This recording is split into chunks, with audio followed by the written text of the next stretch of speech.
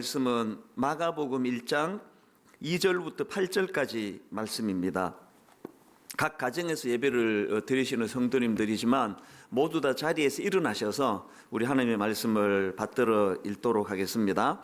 마가복음 1장 2절부터 8절까지 우리 한 절씩 교독에서 돌아가시면서 교독에서 읽도록 하겠습니다. 마가복음 1장 2절 제가 먼저 읽습니다.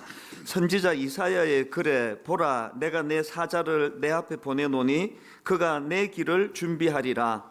광야에 외치는 자의 소리가 있어 이르되 너희는 주의 길을 준비하라. 그의 오실 길을 곧게 하라. 기록된 것과 같이 세례 요한이 광야에 이르러 죄 사함을 받게 하는 회개의 세례를 전파하니 온 유대 지방과 예루살렘 사람이 다 나아가 자기 죄를 자복하고 요단강에서 그에게 세례를 받더라. 요한은 낙타 털 옷을 입고 허리에 가죽띠를 띠고 메뚜기와 석청을 먹더라. 그가 전파하여 이르되 나보다 능력 많으신 이가 내 뒤에 오시나니 나는 굽혀 그의 신발끈을 풀기도 감당하지 못하겠노라. 같이 읽습니다. 나는 너희에게 물로 세례를 베풀었거니와 그는 너희에게 성령으로 세례를 베푸시리라. 아멘. 자리에 앉으시기를 바랍니다. 지난 주일 예배 때 1만 성도 파송 운동의 그 방향에 대한 선포가 있었는데요. 그 이후로 저는 한 주 내내 그 잠을 잘 이루지 못하고 그 뒤척이는 그런 시간을 가지고 있습니다. 왜 잠을 잘 못 이루는가 하면은 성도님들이 자꾸 우시기 때문에 그렇습니다. 제 아내에게 전화해서 우시는 성도님들을 위시해서 여러 교역자들로부터 참 성도님들이 많이 힘들어하시고 또 우신다 이런 소식을 한 주 내내 듣다가 보니까 제 마음도 아픈 겁니다. 그리고 지금 성도님들이 많이 불안해하신다는 그런 이야기도 전해 듣고 있는데요. 성도님들이 이 질문이 참 많다고 그러네요. 뭐 이런 질문들입니다. 그 분립교회를 왜 30개로 분립을 하느냐? 또 그 30개 교회 중에 15명을 외부 목사님들 중에서 세운다고 하는데 성도 입장에서 알지도 못하는 그 낯선 목사님을 누가 따라가겠느냐? 뭐 이런 질문들이요. 또 그런가 하면은 이 드림센터를 한국교회와 사회를 위해 환원해버리면 이제 분당 우리 교회는 앞으로 어디서 모이게 되느냐? 뭐 이런 걱정들을 이제 많이 하신다는 겁니다. 왜 30개 교회로 나누기로 했느냐 하면은 현실적으로 우리 교회 사이즈에 3개, 4개 이렇게 나누어 가지고는 제대로 분립이 되지 않기 때문이고요. 사실은 40개 교회로 이제 분립을 할 생각을 했었다가 이제 30개 교회로 그렇게 결정을 했는데요. 저는 지난 한 주 내내 제 마음에 이제 앞으로 분립하게 될 이 30개 교회가 그 지역을 섬기는 선물 같은 존재로 그렇게 자리매김하면 좋겠다 그런 생각을 한 주 내내 제가 갖게 되었습니다. 또 그런가 하면은 외부에서 세우게 될 15명의 목사님들에 대해 걱정을 많이 하시는데 제 마음의 소원이 이겁니다. 진짜 우리 성도님들을 주님 사랑하는 마음으로 사랑하고 섬기는 그런 영성과 인격과 또 말씀을 갖춘 그런 목사님을 어떻게 해서든 모셔와야 되겠다. 그래서 우리 성도님들 마음의 근심이 이게 실제로 일어나지 않도록 그렇게 기도해야 되겠다. 그런 마음을 또 생각을 갖고 있고요. 또 그런가 하면은 이제 드림센터로 환원하고 나면은 우리 교회는 어디로 가야 되느냐 이런 질문도 많은데 대안이 마련되어 있습니다. 지난 주일 2부 예배 때도 말씀을 드렸는데요. 그 드림센터 전체 그 11층 건물 중에서 우선 8개 층을 환원할 예정이고요. 나머지 3개 층과 옥상에 있는 그 30평 정도 되는 사무실은 그 후 10년 뒤에 기증할 예정입니다. 물론 법적으로 약속을 어길 수 없도록 뭐 반드시 기증한다는 각서를 쓰고 이런 조치를 다 하겠지만 어쨌든 우리 성도님들을 뭐 길거리에 나앉도록 그렇게 방치하지 않습니다. 무엇보다도 우리 하나님은 질서의 하나님이세요. 이 질서의 하나님께서 1만 성도 파송 운동을 그 혼란으로 나가도록 방치하지 않으십니다. 그 종들인 저나 우리 당의 장로님들이나 모두가 다 이런 두렵고 떨리는 마음으로 어떻게 해서든 우리 성도님들이 혼란에 빠지지 않도록 이 일은 온 몸으로 저희들이 다 그렇게 막으며 준비하고 있으니까요. 그리고 무엇보다 우리는 신실하신 하나님을 믿는 분들이니까 저는 분당 우리 교회가 일만수도 파송 운동을 염려와 두려움과 그런 슬픔의 눈물로 진행되는 것이 아니고 하나님 주신 은혜에 대한 확신으로 이것이 모든 성도님들 마음에 정말 꿈으로 소명으로 그렇게 이것이 진행됐으면 좋겠다는 마음입니다. 그런 점에서 이제 저나 우리 성도님들 모두가 다 앞으로 정말 마음에 각인시켜야 될 말씀 한 구절을 소개해 드리고 싶은데요. 잠언 19장 21절이 바로 그 말씀입니다. 사람의 마음에는 많은 계획이 있어도 오직 여호와의 뜻만이 완전히 서리라. 일만성도 파송 운동이 진행되는 내내 바로 이 말씀에 대한 믿음이 우리들 안에 견고하게 자리 잡게 되기를 바랍니다. 그래서 저는 오늘 이 본문에 나오는 세례 요한에 대해서 한 번 더 살펴보면서 이제 이 일만수도 파송 운동을 위해서 우리가 해야 할 일들을 저는 두 가지 질문 형식으로 그렇게 말씀을 좀 풀어나가 보려고 합니다. 이 두 가지 질문은 일만수도 파송 운동과 관련해서 뿐만이 아니고 우리의 신앙생활하는 이 땅에서의 삶의 내내 던져야 되는 질문이라고 저는 생각을 합니다. 자, 우리가 점검해야 될 두 가지 질문 중에 첫 번째 질문이 뭐냐? 이 일만수도 파송 운동에는 이 대가를 바라지 않는 희생정신이 그 바탕에 깔려 있는가? 이 질문을 계속 드려야 한다는 사실입니다. 오늘 본문에 보면은 세례 요한이 한 것이 이제 두 가지 있는데요. 반복되는 두 표현이 있는데 먼저 4절을 보십시오. 세례 요한이 광야에 이르러 죄 사함을 받게 하는 회개의 세례를 전파하니, 여기에 전파하니가 나오고요. 또 7절입니다. 그가 전파하여 이르되, 여기도 전파하여가 나옵니다.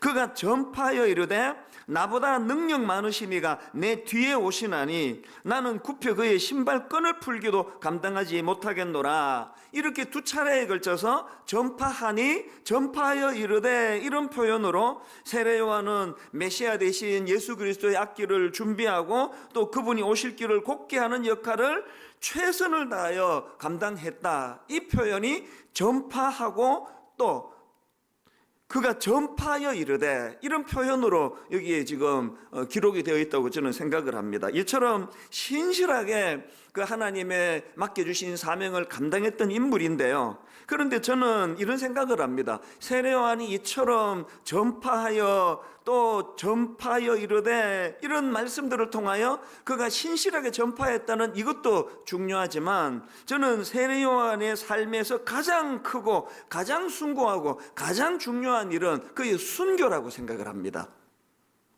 마태복음 14장 10절에 보니까 사람을 보내어 옥에서 요한의 목을 베어 평생 타협하지 아니하고 예수 그리스도와 하나님의 복음을 선포하는 일을 양보하지 않고 행했던 그 결과물이 바로 그의 순교 아닙니까? 일만성도 파송 운동을 선포한 이후로 이 세례 요한의 순교가 제 삶에 큰 영향을 미쳤습니다. 예를 들면 이런 겁니다. 사실 7년 전에 일만성도 파송 운동을 선포하고 전 진짜 두려웠습니다. 약 2년 동안 말로도 할 수 없이 두려웠습니다. 그게 저를 너무너무 많이 위축시켰습니다.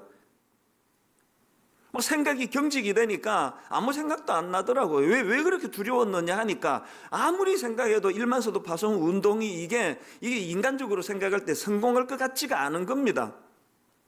무슨 수로 10,000명 내지 15,000명을 그 작은 교회로 파송을 할 수 있겠는가?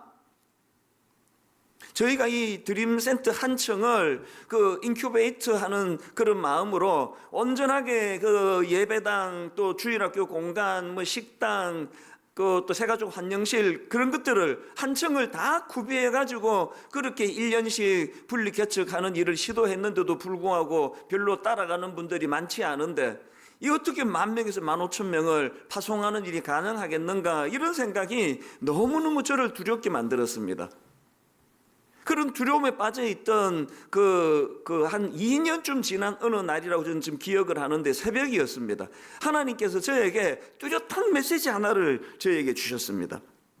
그 메시지가 뭐냐 하니까 네가 신용이 아니라 진짜 진심으로 1만 성도 파송 운동을 위하여 사력을 다했음에도 불구하고 그것이 결국은 잘 안 돼가지고 그래서 네가 이제 네 평생에 사람들에게 비난을 당하고 어차피 되지도 않을 것 가지고 떠들고 다녔다고 심지어는 저 사기꾼이라는 소리를 평생에 듣는 이런 일이 일어난다고 한다면 거기까지가 네가 감당해야 될 몫이다.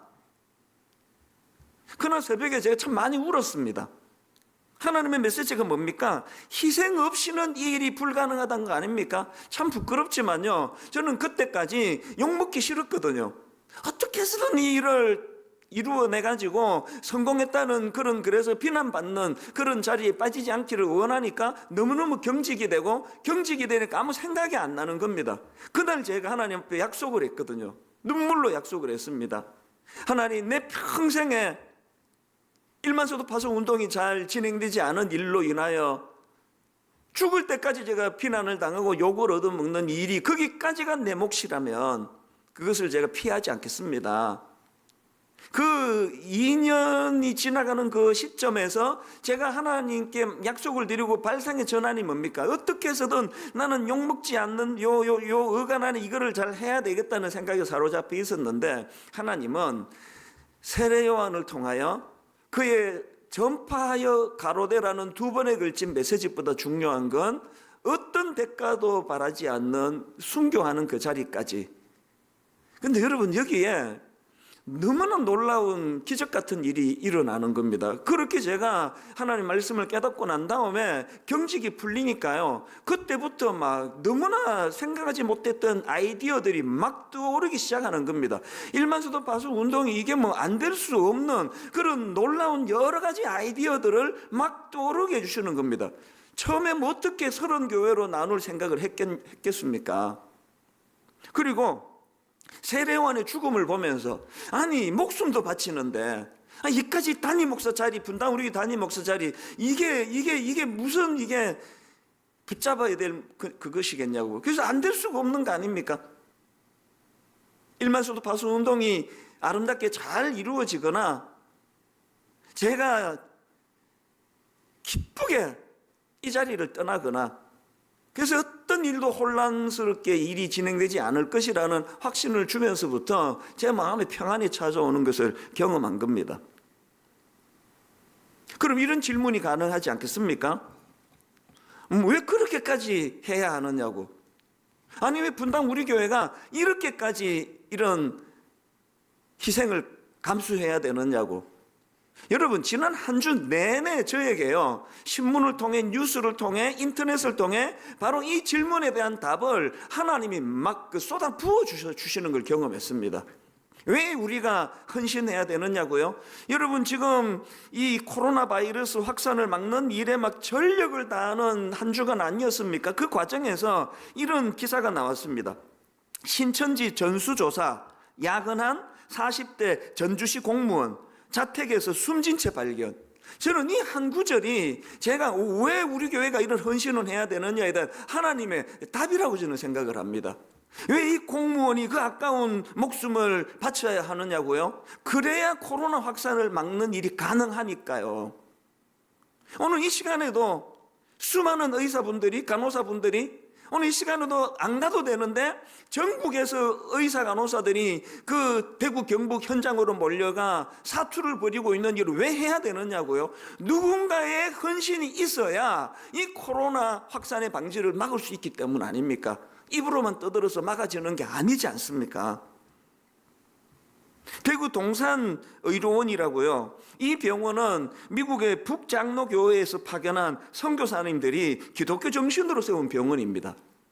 그런데 이 병원에서 최근에 놀라운 결단을 내렸습니다. 병원에 입원해 있던 환자들을 설득해가지고 다른 병원으로 옮기고, 제가 알기로 이 병원은 종합병원이거든요.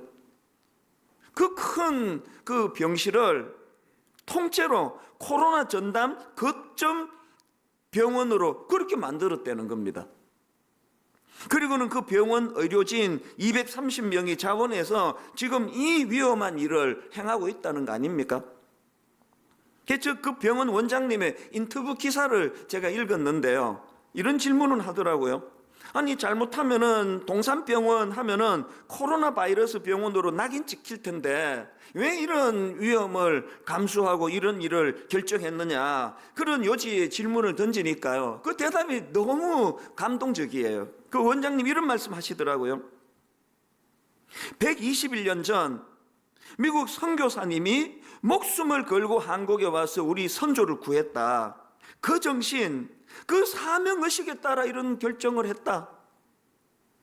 저는 이 원장님, 크리스찬 원장님의 이 한마디가 이게 뭐 전도지 뭐 백만장을 뿌리는 것보다 복음을 전하는데, 예수님을 소개하는데 이게 너무나 중요하다고 생각을 하거든요.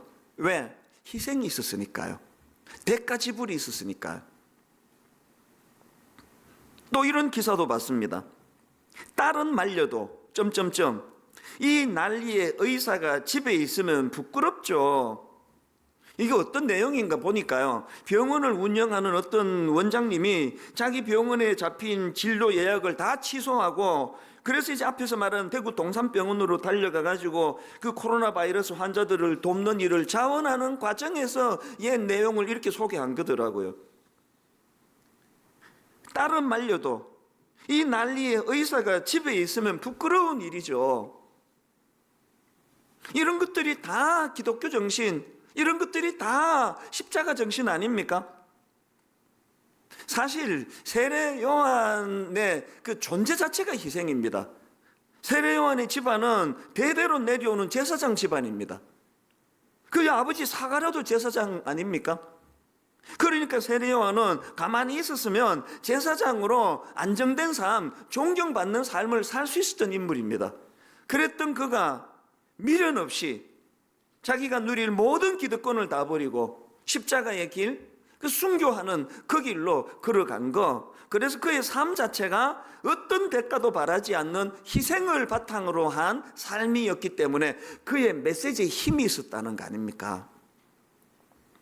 사실 지난 연말에 이제 오늘 이런 시간들이요, 이제 올 상반기에 이제 1만 수도 파송 운동에 대한 방향성을 성도님들과 이제 오픈하고 나누어야 되겠다고 굉장히 비장해 있을 때, 지난 연말에 하나님께서 저에게 구호 하나를 주셨어요. 예수 그리스도의 정신을 이렇게 요약한 마구간에서 십자가까지. 그래서 제가 이걸 구호로 만들어 가지고 많이 대되었습니다. 그리스도의 시작은 말구유였으며 끝은 십자가였다. 그리스도의 시작은 겸손과 낮아짐이었으며, 이 말구유를 이렇게 표현한 거 아닙니까? 그리스도의 시작은 겸손과 낮아짐이었으며 그 끝은 희생과 헌신이었다. 십자가를 말하는 거 아닙니까? 이게 우리의 주인 되시는 그분이 걸어가신 그 길이에요. 그래서 우리가 기억해야 될 게 뭐냐? 기독교는 희생의 종교입니다. 그리고 기독교는 이런 희생을 통해 부활의 영광을 맛보는 종교입니다. 죽는 신용만 하고 있으면 부활이 어떻게 일어나겠냐고요. 지난주에 그 초대교회 기독교인들이 역병으로 수많은 사람들이 죽어나갈 때 그 시체를 감염될 걸 두려워하지 않고, 시체를 두려워하지 않고 그렇게 헌신적으로 섬겼더니 오히려 나중에 통계를 보니까 그렇게 섬긴 기독교인들이 덜 죽었더라. 이게 복음의 정신 아닙니까? 이런 점에서 저는 오늘 한 가지 중요한 제안을 드리려고 하는데요. 지금 코로나 바이러스로 온 나라가 위기를 만나니까 수많은 예수 잘 믿는 크리스찬들이 전국에서 지금 그 위험한 현장으로 달려나가 봉사하는 이런 정신을 베풀어 주시는 건 너무 감사하고요. 그래서 제가 오늘 제안하고 싶은 게 뭐냐? 교회적으로 두 가지 특별 헌금을 드리기를 원합니다. 하나는 그 코로나 바이러스 구호를 위한 특별 헌금이고요. 또 하나는 이런 상황에서 우리 미자립 교회들을 위한 특별 헌금을 좀 하자는 겁니다. 지금 왜 미자립 교회를 위한 헌금을 하느냐 하면은 많은 미자립 교회들이 빚을 지고 있기 때문에 당장 한두 주만 헌금이 끊어져도 난감한 상황이에요. 그래서 분당 우리 교회 같은 자립 교회들이 이런 어려움을 겪는 미자립 교회를 좀 돕는 일은 너무나 당연히 해야 될 일이라는 생각을 하는 겁니다. 그래서 분당 우리 교회 홈페이지에 들어오시면은 이 두 계좌번호를 올려놨습니다. 그리고 지금 당장이 후원금이 지금 필요하기 때문에 우리 당회에서 우리 장로님들은 항상 이런 일에 만장일치로 결의를 해주시는 게 얼마나 고마운지 모릅니다. 그래서 당장에 6억 원의 그 예산을 마련해서 이제 코로나 바이러스 기금으로 3억 원을 이제 이번 주 중에 이제 바로 보낼 거예요. 가장 적절한 곳으로 이제 필요한 물품을 구입하고 이런 일에 쓰일 수 있는 곳으로 이제 이번 주 중으로 3억 원을 보내고요. 그리고 또 3억 원은 미자립 교회를 위해서 이제 팀에서 의논이 되는 즉시 이제 바로 이것을 보낼 예정입니다. 그리고 이제 이후에 성도님들의 헌금이 이제 이 이상의 금액이 들어오면은 그 들어오는 금액을 계속적으로 이것들을 나누어 드릴 계획을 갖고 있습니다. 제가 간절히 부탁합니다. 인색하게 하지 마시기를 바랍니다. 모두가 다 우리가 희생하는 마음으로 큰 헌금들이 이루어져서 6억으로 그치는 게 아니라 10억으로, 15억으로, 20억으로 정말 우리 그리스도인들이 이럴 때 이 바이러스 확산을 막기 위하여 어떤 애를 썼는지를 우리 하나님 앞에 한번 보여드릴 때 이것이 복음을 증거하는 도구가 되고 재료가 될 줄로 믿습니다. 그런가 하면은 교회적으로도 이런 운동이 필요하지만 오늘 예배 드리시는 분들 가운데 상가를 갖고 계시는 분 상가 임대료 깎아주기 운동에 좀 동참해 주시기를 눈물로 호소합니다.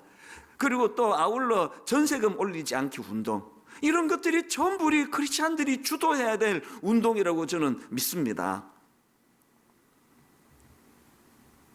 그런가 하면 이제 우리가 계속 점검해야 될 한 가지가 더 있는데요. 두 번째 질문이 뭐냐? 이것이 가능하도록, 이것이 뭡니까? 대가를 바라지 않는 희생정신을 구현하는 이 일이 가능하도록 내 안에서 자기 본능과의 싸움이 계속되고 있는가? 이 질문을 계속 던지셔야 됩니다. 마태복음 11장에 보면은 세례 요한이 예수님을 오해하는 대목이 나옵니다. 11장 2절과 3절입니다. 요한이 옥에서 그리스도께서 하신 일을 듣고 제자들을 보내어 예수께 여짜오되 오실 그이가 당신이 오니까 우리가 다른 일을 기다리오리이까. 여기 보면은 세례 요한도 메시아에 대한 이해를 정확하게 하지 못했다는 걸 알 수가 있는 거 아닙니까? 그래서 사람을 보내가지고 예수님께 이런 질문을 던지는 걸 볼 수 있는데요. 저는 이런 세례 요한의 모습을 보면서 안도하는 게 뭡니까?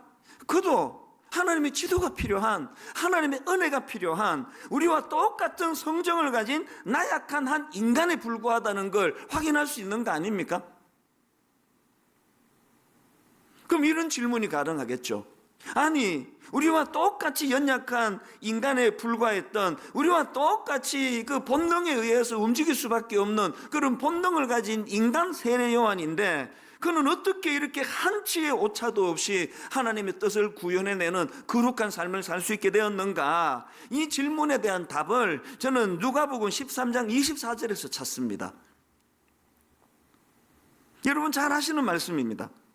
좁은 문으로 들어가기를 힘쓰라. 내가 너희에게 이르노니 들어가기를 구하여도 못하는 자가 많으니라. 제가 주목하는 건요, 여기 나오는 좁은 문으로 들어가기를 힘쓰라 할 때 힘쓰라는 단어예요. 이 힘쓰라는 단어는 헬라어로 투쟁하다, 싸우다 이런 뜻을 가진 단어예요.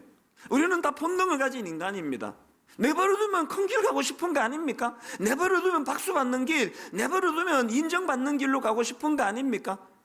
그렇기 때문에 내 본능과 투쟁해야 되는 거예요. 싸워야 되는 겁니다. 사도 바울이 로마서 7장에서 처절하게 고백하는 거 아닙니까? 투쟁하되 싸우되 로마서 8장에서의 그 우리를 사랑하시는 하나님의 예수 그리스도의 그 사랑에 대한 확신을 가지고 내 본능과 싸워야 된다는 겁니다.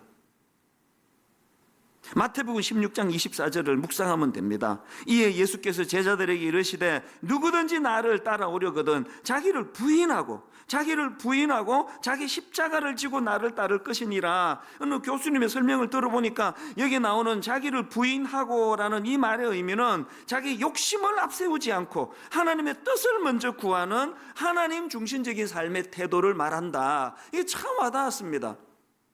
막 그냥 내 혈기로 십자가 지는 거 아니에요. 정말 주님이 원하시는 내 몫의 십자가를 감당하기 위해서는 자기 욕심을 앞세우지 않고 하나님의 뜻을 먼저 구하고 그런 하나님 중심적인 삶의 태도를 회복해야 되는 것, 이 질문을 계속해야 된다는 거 아닙니까?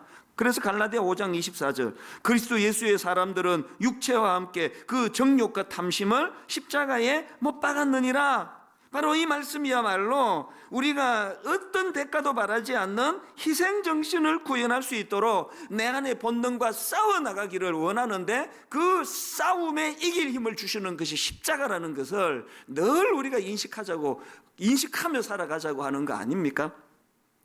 그런데 여기서 한 가지요.